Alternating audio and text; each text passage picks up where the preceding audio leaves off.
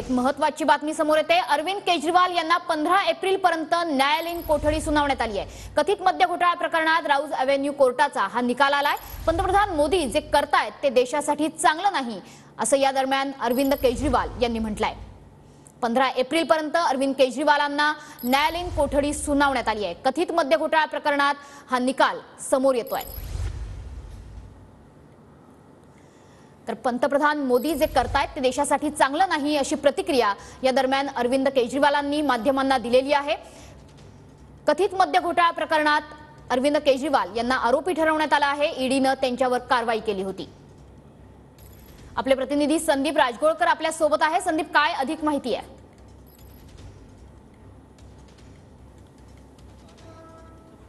केजरीवाल यांना आज न्यायालयीन कोठडी मिळेल अशी एक शक्यता वर्तवली जात होती आणि त्यानुसार तिहार जेलमध्ये काल रात्री आणि आज सकाळी जेल अधिकाऱ्यांची मनसे एक महत्त्वपूर्ण बैठक पार पडलेली होती।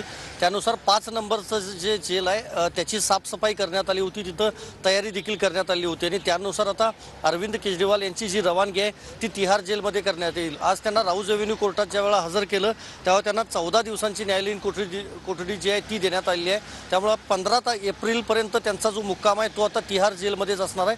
15 एप्रिलला पुन्हा एकदा त्यांना राऊज एव्हेन्यू कोर्टामध्ये हजर केलं जाईल।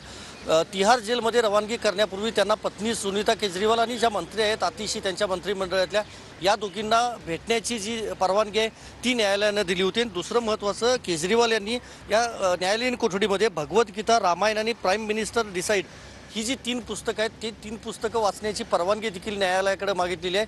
ती देखील परवानगी न्यायालयानं केजरीवाल यांना दिली आहे। त्यामुळे महत्त्वाचं हेच आहे की अरविंद केजरीवाल यांचा आता पुढचा मुक्काम जो आहे तो तिहार जेलमध्ये असणार आहे। पण जाता जाता त्यांनी TV9 नेटवर्कच्या कॅमेऱ्याशी बोलताना पंतप्रधान मोदी जे काही करत आहेत ते पूर्णपणे चुकीचं करत आहेत असं देखील म्हटलेलं आहे। कालच आपल्याला माहिती आहे रामलीला मैदानामध्ये रॅली झाली होती, त्यांच्या अटकेच्या विरोधामध्ये सगळे विरोधक एकवटले होते आणि आज त्यांची रवानगी तिहार जेलमध्ये झालेली आहे।